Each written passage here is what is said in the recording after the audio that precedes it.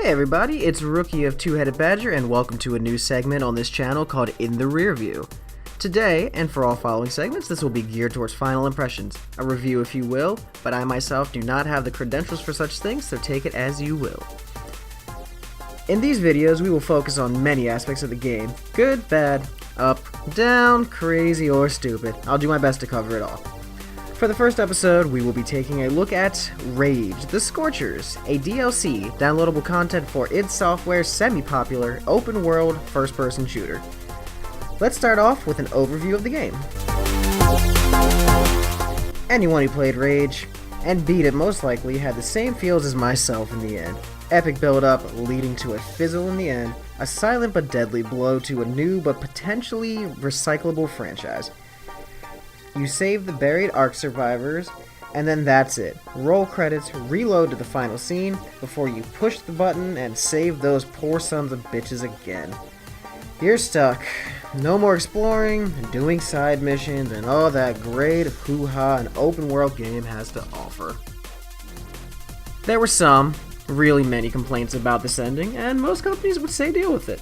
But it came along and gave us some DLC that allowed us to go explore. They even gave us increased difficulty mode and a bountiful extra story to play around with.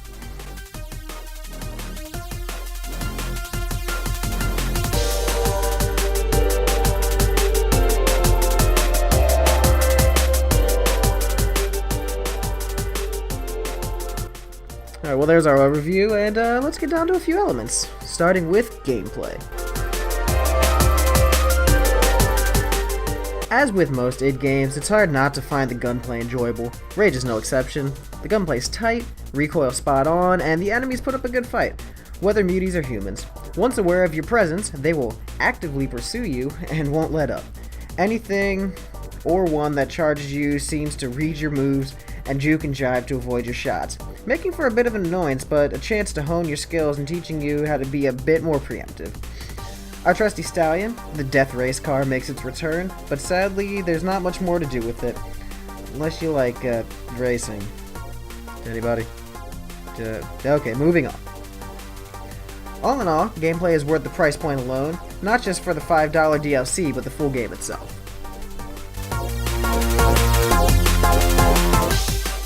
Moving on to the story. Logging into the game after installing brings up a splash screen that tells us to go see our old friends at the Hagar residence. Apparently there has been a disturbance in the forest or something. Upon arrival, we're told to go to the cave owned by the Hagars, and I never knew about that, but I thought we were friends. I don't know, I'm gonna have to ask him after this. As we make our way through, we almost immediately go unintentionally spelunking and are attacked. But it's not all bad. We are introduced to the first interesting character since John Goodman. Not to say Mayor Clayton or the douche at Subway Town weren't great, but they could have used a bit more attention. Back to it though. Sarah is a great character that even with little development is interesting and well-rounded, and I'm not just saying that because of those cut-off shorts. Anyway, she lets you know about the southern threat called the Scorchers, which were never really a problem until now. After that, it's basically a dungeon crawl where you face the same old foes and a few new ones, which we'll talk about later. As we continue along, a visit to some old and new places is required. First to stop by everyone's favorite game show, Mutant Bash TV, to save some shady jerk. And though it was more enjoyable than the first time, I would pay so much money to never see that place again. After this, it's back to the grind. Go to another unknown passage in a meat freezer, dungeon crawl, wash, rinse, repeat. Other than giving some guy his freedom, not much more has changed. Kill people. All the people. Fast forward to an ever so painful puzzle and we're moving on. But wait, our damsel has been taken and is subsequently in distress. If our mute hero talked, he'd be raging right now. So now we have a true reason to take out the Scorchers. This is the story for the remainder. Keep moving forward and killing more generic bad guys. An interesting boss fight with a freaking Zeppelin saved the girl, apparently saving everyone else in the process.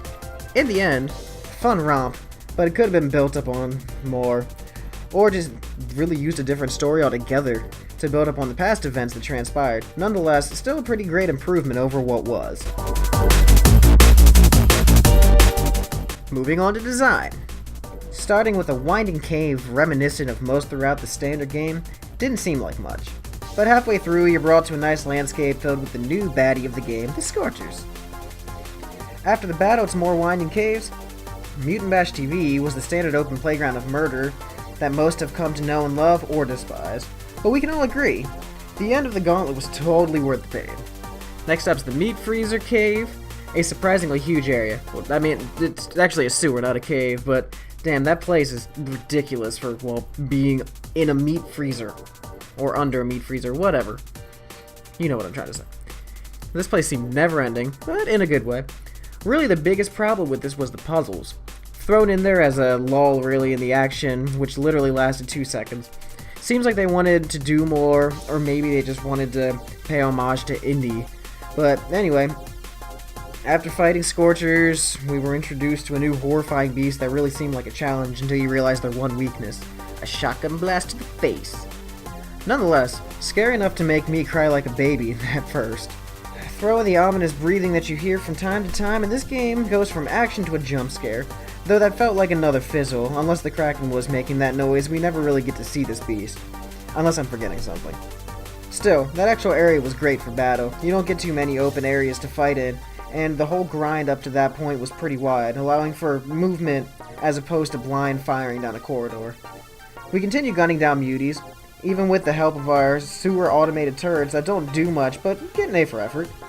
After this is almost a seamless switch from Muty back to the Scorchers, who are apparently holed up in Mayan ruins.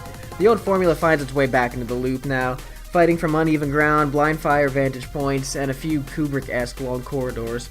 Turn left once or twice, move forward, and we're in the next puzzle, which you can crush right away if you know how to turn around, or have some rounds for your rocket launcher, which I had rounds for my rocket launcher and kind of forgot, and, well, didn't think it would work anyway, and I didn't turn around, so if you watch that video, you'll understand that, well, I'm not one of those people that's good at puzzles, even the easy ones.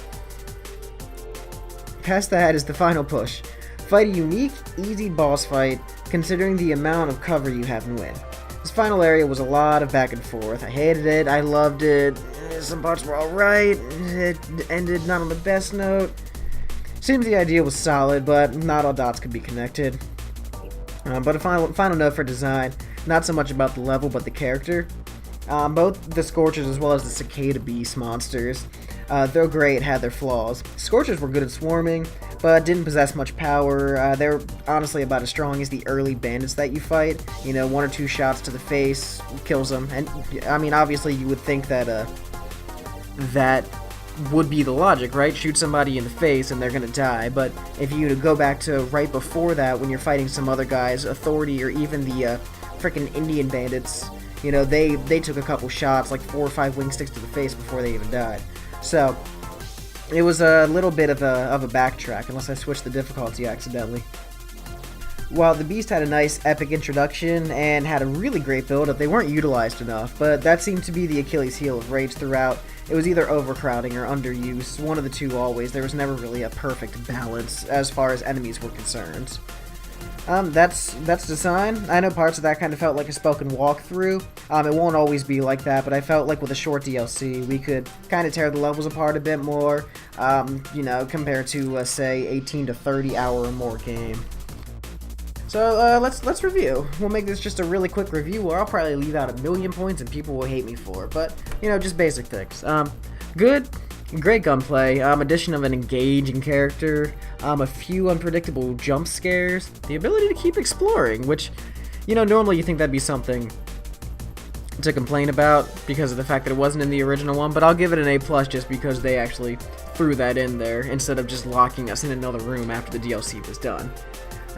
This isn't necessarily game related though, but I kind of already mentioned it. Just the fact that the company was willing to please the fans. $5 DLC isn't something you find a lot. Even something like, let's say, Mass Effect charged you, I'm pretty sure, a bit more than that, just for something to give you a slightly more complete story that should have been there in the first place anyway. But also, a love interest. That would be the final thing that I'd say. Our character needed a love interest. Obviously, I mean, it's not like you can express it too much since the son of a bitch doesn't talk unless he's being flung from an ATV. But, that was good, and it kind of made for an ending that was at least a little more acceptable than what we were shown before, even if there wasn't some epic CGI ending with Ark survivors bursting out of the sand everywhere. Let's go on to the bad. Design of bad guys, honestly, underused, overpowered, I've mentioned it already. Useless progress halting puzzles, great areas that kind of end with a linear claustrophobic maze, and one thing that made me sad, no John Goodman. It makes me very sad, and I'm pretty sure no Mayor Clayton, and the fact that, honestly, really, it felt like everything had regressed a little bit.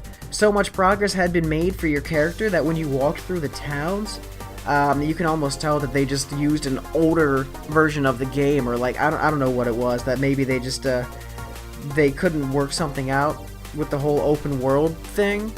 So instead of just continuing it on, they maybe, I don't know, cut to an earlier part in the game or something just to make it, I don't know. I'm just jabbering, I don't make games, I don't freaking know this stuff. Anyways, that basically wraps it up. In the end, I'd give this game a, wait, I'm not rating games, so, doesn't matter. I said I'm not reviewing, so I'm not gonna rate either. But I will say it was good to pretty good. A great dose of mindless action where the good guy gets the girl in the end. That's my kind of climax. But, alright guys, I already said this once, but I'll say it again. That wraps it up. Thanks for joining me. Like if you liked it, subscribe if you liked it, or really any of my other videos. I mean, we're trying to put out as much content as we can. We're sitting a little low on the view side right now, but anything I can to please the fans that we do have, I will keep doing. Requests and all that stuff, you know, would always be great at the time. You know, obviously, won't always be able to do every single request, but I would love to get a couple. That would be great. Anyways, guys, this has been In the Rear View with Rookie. It's been a blast. I'll see you guys around.